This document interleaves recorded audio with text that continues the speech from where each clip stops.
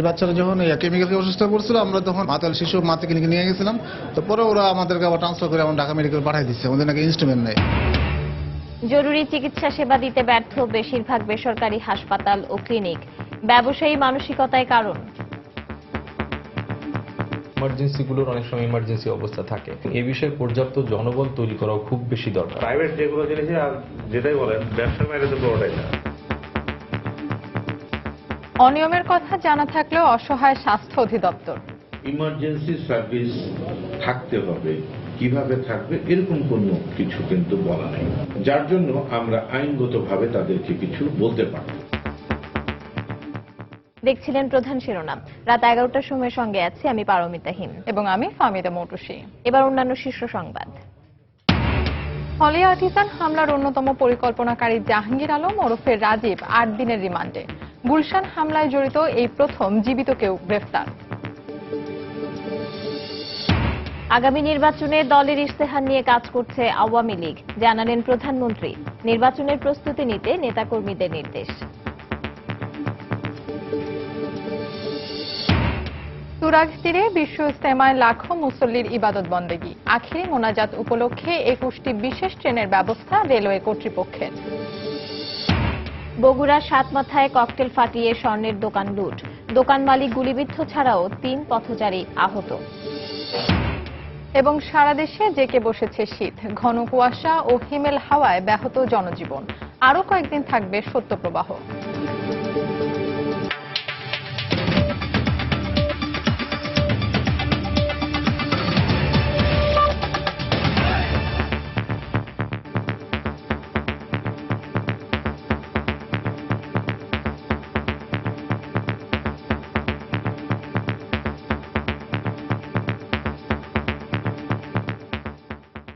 গুলশানের Holey Artisan হামলার অন্যতম পরিকল্পনাকারী জাহাঙ্গীর আলম ওরফে রাজীব গান্ধীকে 8 দিনের রিমান্ডে নিয়েছে পুলিশ।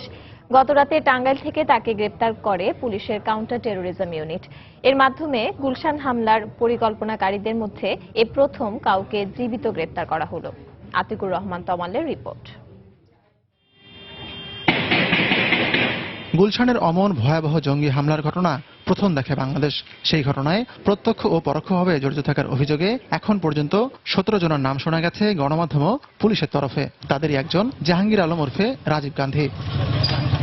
পুলিশের পক্ষ থেকে বলা হয়েছে, শুক্রবার রাতে জাহাঙ্গীরকে টাঙ্গাইলের এলেঙ্গা থেকে আটক করা হয়। সে ছিল 90 জেএমবির উত্তরাঞ্চলীয় সামরিক কমান্ডার। গুলশানের হামলায় জাহাঙ্গীর অন্তত 2 জন হামলাকারীকে সরবরাহ করে বলে সংবাদ সম্মেলনে জানানো হয়েছে। যেহেতু পুলিশই মূলত কথিত জিহাদি কার্যক্রমের পক্ষে বাধা সৃষ্টি করছে, কাজেই পুলিশের উপরে হামলা, কিছু পুলিশ হত্যা করে ভয় পাইয়ে দেওয়ার নির্দেশ দেওয়া হয়েছিল। জাহাঙ্গীর আলমকে এই কাজেরই কমান্ডার করে ঢাকায় নিয়ে আসা হয়েছিল। গত রাতে আমাদের কাছে খবর ছিল যে সে আবার ঢাকায় আসছিল। এখন কি কারণে আসছিল সেটি হয়তো জিজ্ঞাসাবাদের মাধ্যমে জানা যাবে। শুধু গুলশান নয়, শোলাকিয়ার ঈদ জামাতে হামলা এবং উত্তরাঞ্চলের অন্তত 22টি হামলার ঘটনায় জাহাঙ্গীর প্রত্যক্ষ বা পরোক্ষভাবে জড়িত। জাপানি নাগরিক হোসিকুনিও হত্যার সে অন্যতম পরিকল্পনাকারী, পঞ্চগড়ের পুরোহিত যজ্ঞেশ্বর হত্যা, দিনাজপুরের হোমিও চিকিৎসক ধীরেন্দ্রনাথ হত্যা, রাজশাহী বিশ্ববিদ্যালয়ের অধ্যাপক রেজাউল করিম সিদ্দিকী হত্যা সহ মোট 22টি হত্যা কিংবা হত্যা প্রচেষ্টার কথা ইতোমধ্যে সে স্বীকার করেছে।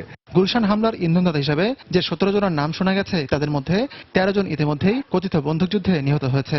বাকি 4 জনের মধ্যে জাহাঙ্গীর বাদে পলাতক রয়েছে 3 জন। হলি আর্টিজানে এখন পর্যন্ত এই ঘটনার সাথে অন্যতম মাস্টারমাইন্ড হিসেবে জীবিত এই প্রথম গ্রেফতার আমাদের। সেই দিক থেকে সে এই মামলার তদন্তের ক্ষেত্রেও খুব গুরুত্বপূর্ণ। পুলিশের পক্ষ থেকে আরো জানানো হয়েছে, গুলশান হামলার দিন জাহাঙ্গীর তার পরিবার সহ বসুন্ধরার আস্তানা থেকে শেওড়াপাড়ার দিকে আশ্রয় নেয়। জাহাঙ্গীরের বাড়ি গাইবান্ধা জেলার গোবিন্দগঞ্জে। পরেনি কিংবা নিহত হয়। আতিকুর রহমান তামাল, সময় সংবাদ, ঢাকা। বলে আমরা আশা করি। গুলশানের হলি আর্টিজান হামলার অন্যতম পরিকল্পনাকারী জাহাঙ্গীর আলম ওরফে রাজীব অনেকদিন ধরেই নজরদারিতে ছিল বলে জানিয়েছেন স্বরাষ্ট্রমন্ত্রী আসাদুজ্জামান খান কামাল। তিনি জানান, নির্দেশনা অনুযায়ী তাকে টাঙ্গাইল থেকে গ্রেফতার করেছে কাউন্টার টেরোরিজম ইউনিটের কর্মকর্তারা। সকালে রাজধানীর রামকৃষ্ণ মিশনে এক অনুষ্ঠানে তিনি একথা বলেন। জঙ্গি কিংবা মানুষ হত্যা করার উদ্যোগ নিচ্ছে কিংবা যারা ষড়যন্ত্র করছে, সবগুলোকে আমরা টার্গেট নিয়ে আমরা কাজ করছি। তা রাজীব গান্ধী কে আমরা অনেক দিন ধরে খুঁজছিলাম। রাজীব গান্ধী আমাদের হাতে আমাদের গোয়েন্দাদের নির্দেশ অনুযায়ী আমরা তাকে পেয়েছি। জঙ্গি অর্থায়নের কথা বলছেন, এটা নিয়ে আমরা কাজ করছি। শুধু আমরা নয়, সারা বিশ্বে এটা কাজ করছে। আমাদের ব্যাংকগুলো, আমাদের যেখানে অর্থ লেনদেন হয়, সবগুলোতে আমরা নজর দিচ্ছি যে কারা কিভাবে এই অর্থ লেনদেন হয়। আগামী নির্বাচনে দলের ইশতেহার কি হবে সেটি নিয়ে কাজ করছে আওয়ামী লীগ, একথা জানিয়েছেন দলের সভাপতি ও প্রধানমন্ত্রী শেখ হাসিনা। সন্ধ্যায় ধানমন্ডিতে দলীয় সভানেত্রীর কার্যালয়ে দলের সহযোগী সংগঠনের নেতাকর্মীদের সঙ্গে বৈঠকে তিনি একথা জানান। তিনি বলেন, 2014 সালের নির্বাচনী ইশতেহারের চেয়ে বেশি কাজ হয়েছে গত 3 বছরে। প্রধানমন্ত্রী অভিযোগ করেন, বিএনপি ক্ষমতায় আসলে জনগণের দুর্ভোগ বাড়ে, আর আওয়ামী লীগ ক্ষমতায় থাকলে দেশের উন্নয়ন হয়। পরে দলের উপদেষ্টা পরিষদ ও কার্যনির্বাহী কমিটির সঙ্গে ধানমন্ডি কার্যালয়ে বৈঠক করেন প্রধানমন্ত্রী।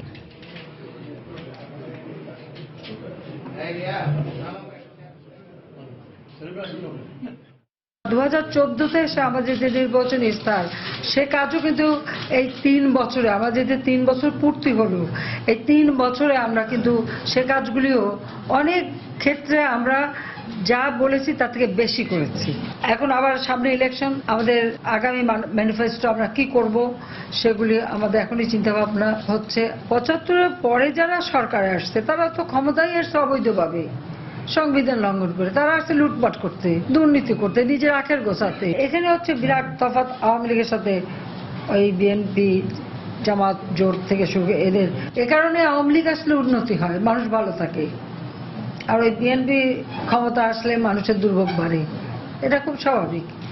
তো লুটেরা যখনই আসবে তখনই দেশের মাটিও খাবলে খাবে।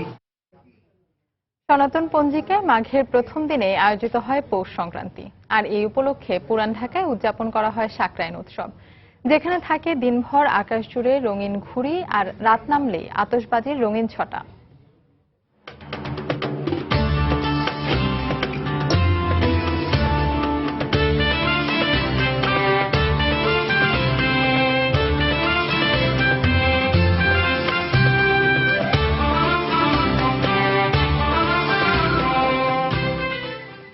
রং বেরঙের ফানুস ওড়ানো আর আগুন খেলার এই উৎসবের খবর থাকছে সংবাদের শেষাংশে। ওয়ার্ল্ড ইকোনমিক ফোরামের 47তম সম্মেলনে প্রথমবারের মতো যোগ দিতে যাচ্ছে বাংলাদেশ। এ উপলক্ষে 5 দিনের সফরে রোববার সুইজারল্যান্ডের উদ্দেশ্যে ঢাকা ছাড়বেন প্রধানমন্ত্রী শেখ হাসিনা। সকালে পররাষ্ট্র মন্ত্রণালয়ে এক সংবাদ সম্মেলনে মন্ত্রী আবুল হাসান মাহমুদ আলী একথা জানান। এই আমন্ত্রণ একদিকে যেমন বিশ্ব মানচিত্রে বাংলাদেশের শক্তিশালী ভূমিকা ও অবস্থানকে প্রতিফলিত করে, অন্যদিকে তেমনি মাননীয় প্রধানমন্ত্রীর দূরদর্শী নেতৃত্ব যে আজ তাকে বিশ্ব দরবারে এক অনন্য আসনে বসিয়েছে তারও ইঙ্গিত বহন করে। মাননীয় প্রধানমন্ত্রী পানি অর্থনীতি, টেকসই উন্নয়ন, আঞ্চলিক সহযোগিতা, জলবায়ু পরিবর্তন মোকাবেলা, তথ্য প্রযুক্তি এবং নারী নেতৃত্ব ও ক্ষমতায়ন বিভিন্ন প্লেনারি ও প্যানেল সেশনে অংশগ্রহণ করবেন। মাননীয় প্রধানমন্ত্রীর সঙ্গে দক্ষিণ আফ্রিকা ও মরিশাসের রাষ্ট্রপতিদ্বয়, নরওয়ে, শ্রীলঙ্কা, নেদারল্যান্ডস ও পেরুর প্রধানমন্ত্রী সমসাময়িক বৈশ্বিক বিভিন্ন গুরুত্বপূর্ণ আলোচনায় অংশগ্রহণ করবেন বলে আশা করা যাচ্ছে। রাত 11টার সময় আরো থাকছে। কুমিল্লার দাউদকান্দিতে বাস নিয়ন্ত্রণ হারিয়ে খালে পড়ে নিহত 6, আহত অন্তত 30। সাভারে ট্রাকের ধাক্কায় বাবা মেয়ে নিহত। বিশ্ব ইজতেমার প্রথম পর্বের দ্বিতীয় দিনে আজও টঙ্গীর তুরাগ তীরে চলছে ইবাদত বন্দেগি। তীব্র শীত উপেক্ষা করে দেশি বিদেশি লাখো ধর্মপ্রাণ মুসল্লি ইজতেমায় অংশ নিচ্ছেন। ফজরের নামাজের পরপরই আমবয়ানের মধ্য দিয়ে শুরু হয় দিনের আনুষ্ঠানিকতা। ইজতেমা মাঠে মুসল্লিদের নিরাপত্তায় সতর্ক অবস্থানে রয়েছে আইন শৃঙ্খলা রক্ষা বাহিনী। উত্তরের হিমেল হাওয়া আর কনকনে শীতকে উপেক্ষা করে ইজতেমার দ্বিতীয় দিনেও ভোর থেকে টঙ্গীর তুরাগ তীর ছিল লাখো মানুষের পদচারণায় মুখর। সকাল 9:30 পর্যন্ত ইজতেমা মাঠের মূল মঞ্চ থেকে ইসলামের বিভিন্ন বিষয় নিয়ে বয়ান করেন ভারতের প্রখ্যাত আলেম মাওলানা মোহাম্মদ জামশেদ। 1 ঘণ্টা বিরতিতে শুরু হয় খিত্তায় খিত্তায় দিনী আলোচনা, যেখানে দেশ বিদেশ থেকে আসা মুরব্বীরা ইমান, আমল, আখলাক ও দিনের উপর গুরুত্ব আরোপ করে বয়ান করেন। জীবনে অনেক উল্টাপাল্টা চলছি, কিন্তু এই ইজতেমার রাসূলুল্লাহ আল্লাহ আমাকে একবার নিষ্পাপ নিষ্পাপ করে দেয়। আর আমার জীবনটা ইমান আমলের সাথে আমার জীবনটা সাজাইতে পারি। ঠান্ডাটা খুব বেশি লাগছে, হাত পাও ঠান্ডা হয়ে গেছে। আল্লাহ রাস্তা আসলে আর সমস্যা কি, এটা তো মাইনে আসছি, কুরবানি করে আসছি। আর কোনো আশা নেই, শুধু জাহান্নাম হতে পারছি বলে আল্লাহকে ভাইবার জন্য। মায়ানমার যে নির্যাতন হচ্ছে মুসলমানরা, তাদের জন্য আমরা দোয়া করি। আল্লাহর কাছে আমরা চাবো যে আল্লাহ আমাদের এই মুসলমান ভাইদের তুমি রক্ষা করো। अल्लाह हमारे ऊपर राजी खुशी हो जाए और हमारा गुनाह माफ हो जाए, और जितना आदमी है जो मौत पान निशा उसा पीता है वो सब बहुत आदमी दिन में आ गया, ईमान मजबूत हो गया। রোববার আখিরি মোনাজাত হওয়া ইজতেমার দ্বিতীয় দিনে মুসল্লির সংখ্যা কয়েক গুণ বেড়েছে। আগত মুসল্লিরা জানান, আখিরি মোনাজাতে তারা নিজের কৃতকর্মের জন্য সৃষ্টিকর্তার কাছে ক্ষমা চেয়ে বিশ্ব জাহানের মঙ্গল কামনায় বিশেষ দোয়া করবেন। সমস্ত উম্মার জন্য মুক্তি চাবো, নিজের হেদায়েতের জন্য আসছি, দিন শিখার জন্য আসছি।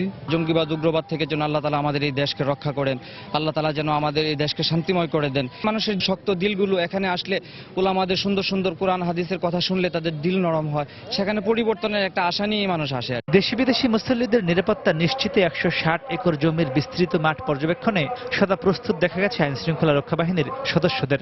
পাশাপাশি আখিরি মোনাজাতে যাতে সবাই বিনা ভোগান্তিতে অংশ নিতে পারেন সেজন্য নেওয়া হয়েছে বিশেষ ব্যবস্থা। বুগরা বাইপাস থেকে টঙ্গী ব্রিজ পর্যন্ত, মিরের বাজার থেকে কামারপাড়া হয়ে আশুলিয়া রোড, যারা আসবেন আখিরি মোনাজাতে অংশগ্রহণ করতে তাদের সুবিধার কথা চিন্তা করে আমরা এখানে গাড়ির চলাচল আমরা একটু নিষেধ করেছি। শুধুমাত্র মহান রবের সান্নিধ্য লাভের আশায় এখন টঙ্গীর তুরাগতীরের ইজতেমা মাঠ মুখরিত লাখো মুসল্লির পদচারণায়। তাদের বিশ্বাস, আখিরি মোনাজাতে অংশ নেয়া লক্ষাধিক মুসলমানের যে কারো হাতের উছিলায় হয়তো মাফ পাওয়া যাবে আজীবনের করা পাপ থেকে। মাহমুদ রাকিব, সময় সংবাদ, গাজীপুর। উচ্চ আদালতের নির্দেশের পরও গুরুতর আহত রোগীদের জরুরি চিকিৎসা সেবা দিতে ব্যর্থ হচ্ছে রাজধানীর বেশিরভাগ বেসরকারি হাসপাতাল ও ক্লিনিক। পর্যাপ্ত সরঞ্জাম, যোগ্য চিকিৎসাকর্মী ও অভিজ্ঞ চিকিৎসকের অভাবেই রোগীরা পড়ছেন বিপাকে। স্বাস্থ্য অধিদপ্তর বলছে, অনিয়মের কথা জানা থাকলেও আইনের মার প্যাচে তারা কোনো ব্যবস্থা নিতে পারছে না। তারিকুল ইসলামের ক্যামেরায় আহমেদ সালেহিনের রিপোর্ট। এই বাচ্চারা যখন কেমিক্যাল অসুস্থ হয়ে পড়ছিল, আমরা তখন মাতালে শিশু মাতৃ ক্লিনিকে নিয়ে গেছিলাম। তো পরে ওরা আমাদেরকে আবার ট্রান্সফার করে আমার ঢাকা মেডিকেল পাঠিয়ে দিচ্ছে, ওদের নাকি ইনস্ট্রুমেন্ট নাই। এ ধরনের অভিযোগ নিত্যদিনের। উচ্চ আদালতের নির্দেশনা থাকলেও প্রাথমিক চিকিৎসা দিতে ব্যর্থ হয়ে রোগীকে এক হাসপাতাল থেকে অন্য হাসপাতালে পাঠিয়ে দেওয়ার চিত্র স্বাভাবিক ঘটনা। সবগুলো না হলেও রাজধানীর বেসরকারি হাসপাতালগুলো নামকাওয়াস্তে কিছু সরঞ্জামাদি আর মেডিসিন চিকিৎসক দিয়ে চালাচ্ছে জরুরি বিভাগ। কোথাও জরুরি বিভাগের দেয়ালে সাঁটানো আছে চিকিৎসার পূর্বেই ডাক্তারের ফি জমা দেওয়ার নির্দেশনা।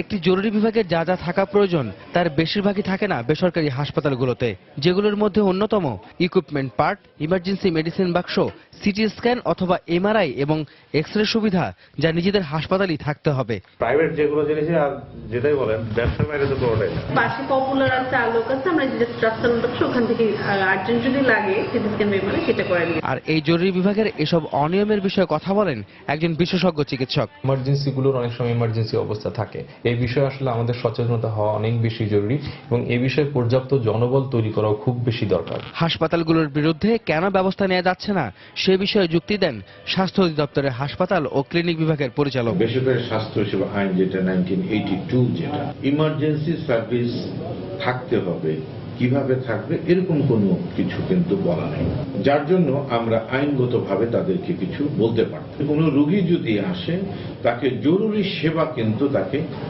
দিতে হবে। তবে রুটিন মাফিক এসব হাসপাতালের বিরুদ্ধে দ্রুত ব্যবস্থা নেওয়ার আশ্বাস দেন তিনি। চিকিৎসা সেবা নিয়ে যখন করা হয় ব্যবসা, তখন নিরুপায় হয়ে পড়েন সাধারণ মানুষ। সমস্যাগুলো নিয়ে বিশ্লেষকদের বিশ্লেষণ এবং গণমাধ্যমে উঠে আসার মধ্যেই শুধু সীমাবদ্ধ না থেকে সংশ্লিষ্টদের কার্যকরী পদক্ষেপ হতে পারে নাগরিক অধিকার নিশ্চিতের অন্যতম পন্থা, এমনটাই মনে করছেন সাধারণ মানুষ। আহমেদ সালেহিন, সময় সংবাদ, ঢাকা। নির্বাচন কমিশন পুনর্গঠন নিয়ে রাষ্ট্রপতি যে সিদ্ধান্ত দেবেন তা আওয়ামী লীগ মেনে নেবে বলে জানিয়েছেন সড়ক পরিবহন ও সেতু মন্ত্রী ওবায়দুল কাদের। দুপুরে সুনামগঞ্জে জগন্নাথপুরে কুশিয়ারা নদীতে সেতু নির্মাণ কাজের উদ্বোধন শেষে একথা বলেন তিনি। মহামান্য রাষ্ট্রপতি যেটাই করবে আমরা সেটাই মেনে নেব। যে ইলেকশন কমিশন তিনি গঠন করবেন, আমাদের নেত্রী শেখ হাসিনা পরিষ্কার তাকে বলে দিয়েছেন, আমরা সেটাই, যে রূপ উপযুক্ত আপনি মনে করবেন সেই রূপ পাবেন। যা উপযুক্ত বলে আপনি মনে করে সংবিধান অনুযায়ী সেটাই আমরা মেনে নেব, আমাদের বিরুদ্ধে গেলেও মেনে নেব।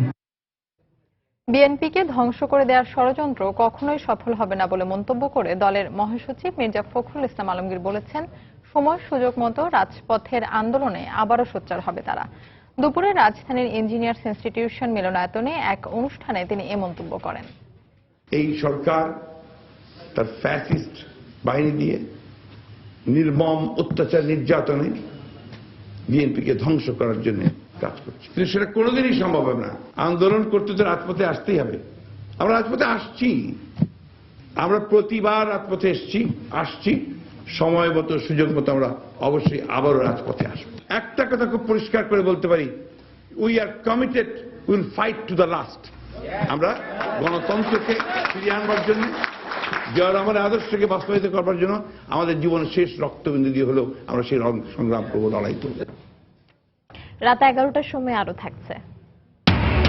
ওয়েলিংটন টেস্টে লাথামের সেঞ্চুরিতে বাংলাদেশের 595 রানের ভালো জবাব দিচ্ছে নিউজিল্যান্ড। তৃতীয় দিন শেষে টাইগাররা এগিয়ে 303 রানে। উত্তরাঞ্চল সহ দেশ জুড়ে জেঁকে বসেছে শীত। ঘন কুয়াশা ও হিমেল হাওয়ায় ব্যাহত হচ্ছে জনজীবন, আর এতে বিপাকে পড়েছেন শ্রমজীবী ও ছিন্নমূল মানুষ। আবহাওয়াবিদরা জানিয়েছেন, আগামী কয়েকদিনে শীতের তীব্রতা অব্যাহত থাকতে পারে। ব্যুরো রিপোর্টার ও জেলা প্রতিনিধিদের পাঠানো তথ্য ছবি নিয়ে ডেস্ক রিপোর্ট।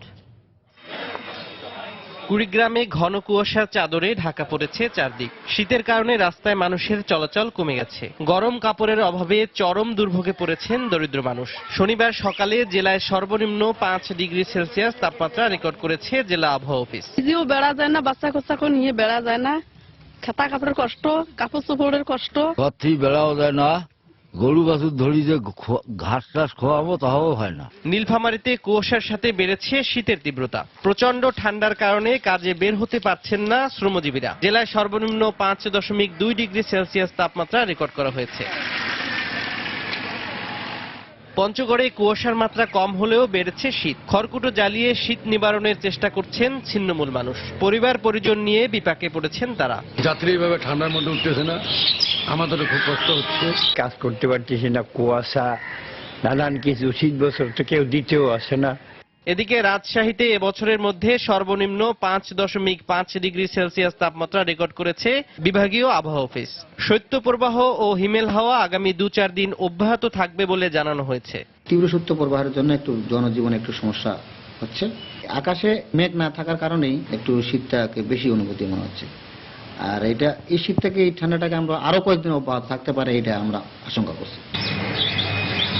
এছাড়া লালমনিরহাট, চুয়াডাঙ্গা ও রংপুর সহ বেশ কয়েকটি জেলায় শীতের তীব্রতা বাড়ায় দুর্ভোগে পড়েছেন খেটে খাওয়া মানুষ। তৌফিক মাহমুদ, সময় সংবাদ। বগুড়ায় একটি জুয়েলারি দোকানে ককটেল ছুড়ে স্বর্ণালংকার ও টাকা লুট করে নিয়ে গেছে ডাকাতরা। দোকান মালিক গুলিবিদ্ধ সহ আহত হয়েছেন আরো 3 পথচারী। এ ঘটনায় একজনকে আটক করেছে পুলিশ। প্রত্যক্ষদর্শীরা জানান, শহরের সাতমাথায় গোল্ডেন মার্কেটের আল হাসান জুয়েলার্সের সামনে মাইক্রোবাসে করে 10 থেকে 15 জনের একটি দল হামলা করে। এ সময় পরপর 10 থেকে 11টি ককটেল বিস্ফোরণের শব্দ শুনতে পায় স্থানীয়রা।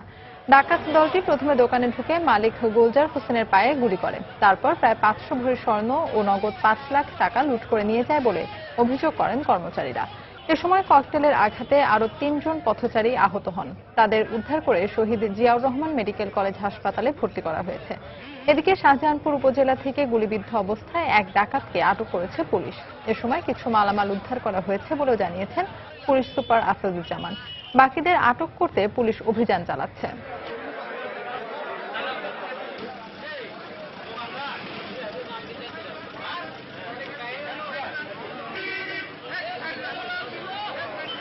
কিছু দূর আসার পরে দেখি একটা মাইক্রো দিয়ে তাকানো ছাড়া ককটেল ফোটানো শুরু করে দিছে। তারপরেই কমপক্ষে 5টা, আরো 8-10টা এমন ভাবে পড়লো, সেগুলো আরো সাউন্ড বেশি। তারপর আমরা এগুলো ফেলা দিয়ে থুয়ে আর জীবনের নিরাপত্তার জন্য দৌড় দিতে মার্কেটের মধ্যে যায়। কুমিল্লা যাত্রীবাহী বাস নিয়ন্ত্রণ হারিয়ে খালে পড়ে 6 জন নিহত হয়েছেন। আহত হয়েছেন অন্তত 30 জন। যাত্রীদের অভিযোগ, চালকের অসচেতনতার কারণেই দুর্ঘটনা ঘটে। এছাড়া সাভারে ট্রাকের ধাক্কায় অটোরিকশায় থাকা বাবা ও মেয়ের মৃত্যু হয়েছে। এতে আহত হয়েছেন 2 জন। কুমিল্লা প্রতিনিধি বাহার রায়হান ও সাভার প্রতিনিধি মোজাফফর হোসেন জয়ের তথ্য ছবি নিয়ে ডেস্ক রিপোর্ট। সাভারে বাবার মৃত্যুর খবরে জানাজায় অংশ নিতে গিয়ে লাশ হয়ে ফিরলেন আজাদ ও তার মেয়ে মরিয়ম। স্বজনরা জানান শনিবার সকালে পিতার মৃত্যুর খবর পেয়ে সাভার থেকে সিএনজি অটোরিকশায় করে সপরিবারে মানিকগঞ্জে শিবালয়ের উদ্দেশ্যে রওনা হন আজাদ। পথে ঢাকা আরিচা মহাসড়কের নবীনগর এলাকায় পৌঁছালে বিপরীত দিক থেকে আসা একটি ট্রাকের ধাক্কায় অটোরিকশাটি রাস্তার পাশে ছিটকে পড়ে। এতে চালক সহ আহত হন 4 জন। তাৎক্ষণিকভাবে তাদের উদ্ধার করে সাভার গণস্বাস্থ্য কেন্দ্রে নেয়ার পর আজাদের মেয়ে মরিয়মকে মৃত ঘোষণা করেন চিকিৎসক। পরে স্বামী স্ত্রী দুজনকে উন্নত চিকিৎসার জন্য ঢাকায় আনার পথে মারা যান আজাদ। আমার মেয়ের শ্বশুর মারা গেছে, হেলে যাইতে লাগছিল দেখতে।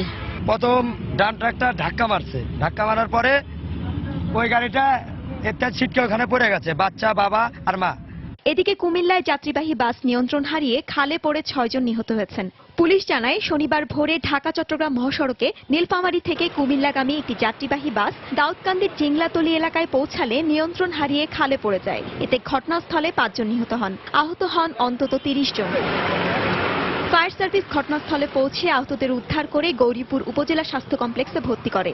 এদের মধ্যে 3 জনের অবস্থার অবনতি হওয়ায় উন্নত চিকিৎসার জন্য ঢাকায় পাঠানোর পথে একজনের মৃত্যু হয়। যাত্রীদের অভিযোগ, চালকের অসচেতনতার কারণেই এই দুর্ঘটনা ঘটে। একটা গাড়ি আসতেছে, ওই গাড়িটাকে ওভারটেক করার জন্য ড্রাইভার একেবারে স্পিডটা খুব ছিল, স্পিডটার কারণে সে গাড়ি কন্ট্রোল করতে পারে নাই। ড্রাইভার পলাতক আছে, গাড়ি উদ্ধার করা হয়েছে, গাড়ির চালকের বিরুদ্ধে আইনগত ব্যবস্থা গ্রহণ করা হয়েছে। এদিকে নিহত ও আহতদের প্রত্যেকের পরিবারকে আর্থিক সহায়তা দেওয়ার আশ্বাস দিয়েছেন অতিরিক্ত জেলা প্রশাসক। ইসমাত জাহান, সময় সংবাদ। মাঘের প্রথম দিন, কিন্তু সনাতন পঞ্জিকার হিসেবে দিনটি পৌষ সংক্রান্তি। প্রতি বছরের মতো এবারও দিনটিতে পুরান ঢাকায় উদযাপিত হয়েছে সাকরাইন উৎসব। দিনভর রঙিন ঘুড়িতে আকাশ ছোঁয়ার খেলায় মেতেছিল পুরান ঢাকাবাসী। আর সন্ধ্যায় আতশবাজির রঙিন আলোকছটা আর ফানুসে মাতোয়ারা ছিল পুরো এলাকা। সাইফুল ইসলামের ক্যামেরায় রাশেদ বাপ্পির রিপোর্ট। আকাশের দিকে তাকালেই যেন চোখে ধাঁধা লাগে। একটি নয়, দুটি নয়, আকাশ জুড়ে হাজারো বর্ণিল ঘুড়ি। রঙে রঙিন আকাশ, এ যেন আকাশ ছোঁয়ার উৎসব, আকাশ দখলের উৎসব। ভোর থেকে সন্ধ্যা অবধি চলে ঘুড়ি উড়ানোর খেলা। মাঞ্জা দেওয়া সুতোয় চলে কাটাকাটির এ প্রতিযোগিতা। পৌষ সংক্রান্তিকে কেন্দ্র করে পুরান ঢাকাবাসীর এই আনন্দ উৎসব 100 বছরের ঐতিহ্য। বয়স, ধর্ম, বর্ণ নির্বিশেষে ছেলে বুড়ো সবাই সামিল হন এই উৎসবে। আর এসবের মাধ্যমেই ঘুচে যায় প্রজন্মের ব্যবধান। ঘুরটির উৎসব আসলে জামাইদেরকে লাটাই ঘুরটি দিয়ে তারা আমরা বরণ করে নিতাম। আমরা নিজেরা অনুষ্ঠানে উৎসবে থাকি এবং আমার ছেলেরা অংশগ্রহণ করে, আমার বাবা, দাদা সবাই মিলে আমরা এই ঘুরটি উৎসবে আনন্দ করে থাকি। বাচ্চারা আনন্দ করে, আমরা আনন্দ করি, সবাই মিলে, সবাই সাথে একসাথে আমরা সবাই মিলে সবাই আনন্দ করি। সময়ের পরিক্রমায় সূর্য ডুবলেও উৎসবে নামে না অন্ধকার। কেক কেটে বিদায় জানানো হয় পৌষ, আর বরণ করে নেওয়া হয় মাঘ মাসকে। রাতে আতশবাজি আর ফানুসে উৎসব পায় ভিন্ন মাত্রা। মুখে কেরোসিন আর হাতে আগুন দিয়ে তৈরি অগ্নিগোলক দেখে উচ্ছ্বসিত সবাই। অনেক ভালো লাগতেছে, অনেক সুন্দর লাগতেছে। এদিকে আসছে অনেক মনটা ভালো হয়ে গেছে। সকাল 5টা থেকে শুরু হয় প্রায় গান টান, তারপরে ঘুড়ি ওড়ায়, তারপরে এই যে এখানে ডিজে হয়, রাতে নাচানাচি হয়, এগুলো সব মিলে অনেক ভালো লাগে। রাতের বেলা ফ্যামিলি সকলে মিলে সবাই আর নাচ গান করে থাকি। 14 জানুয়ারি একটা দিনের জন্য অপেক্ষা করি, সব কাজ টাজ ফেলে একটা দিনে সময় বের করে আমরা সবাই একসাথে হই। যুগের পরিক্রমায় চলা সাকরাইন উৎসব বেঁচে থাকুক পুরান ঢাকাবাসীর প্রাণে, বেঁচে থাকুক বাঙালির অন্তরে। রাশেদ বাপ্পি, সময় সংবাদ, ঢাকা।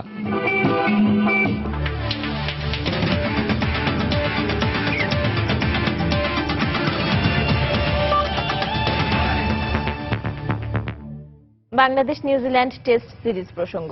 টম লাথামের সেঞ্চুরিতে বাংলাদেশকে ভালোই জবাব দিচ্ছে নিউজিল্যান্ড। ওয়েলিংটন টেস্টের তৃতীয় দিন শেষে প্রথম ইনিংসে স্বাগতিকদের সংগ্রহ 3 উইকেটে 292 রান। তবে বাংলাদেশের চেয়ে এখনও 303 রানে পিছিয়ে আছে ব্ল্যাক ক্যাপরা। ফলো অন এড়াতে নিউজিল্যান্ডের দরকার 104 রান। এর আগে সাব্বির রহমানের 50তে টেস্ট ইতিহাসে নিজেদের দ্বিতীয় সর্বোচ্চ 8 উইকেটে 595 রান করে প্রথম ইনিংস ঘোষণা করে টাইগাররা।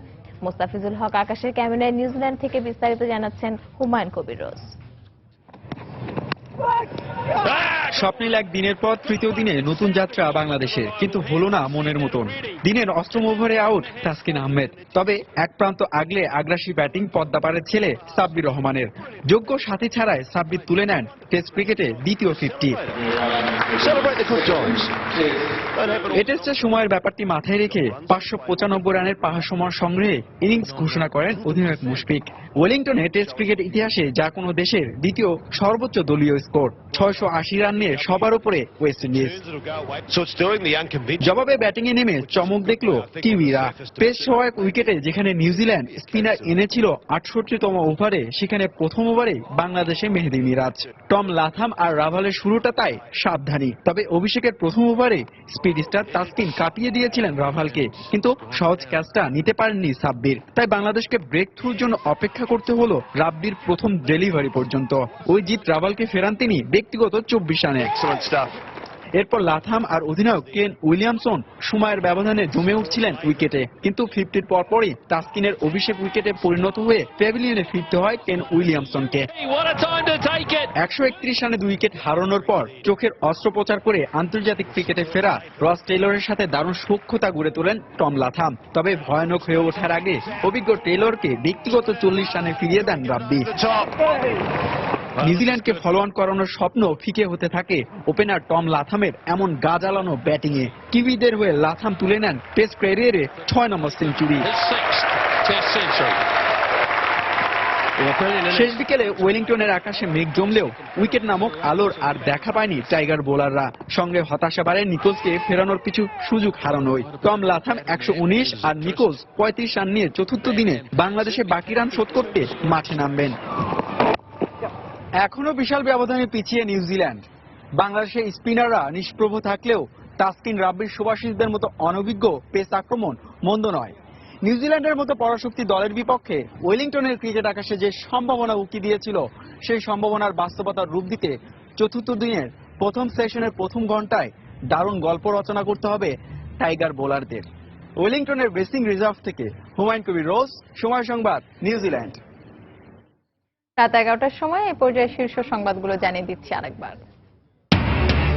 হলি আর্টিজান হামলার অন্যতম পরিকল্পনাকারী জাহাঙ্গীর আলম ওরফে রাজীব 8 দিনের রিমান্ডে। এই প্রথম গুলশান হামলায় জড়িত জীবিত কেউ গ্রেপ্তার।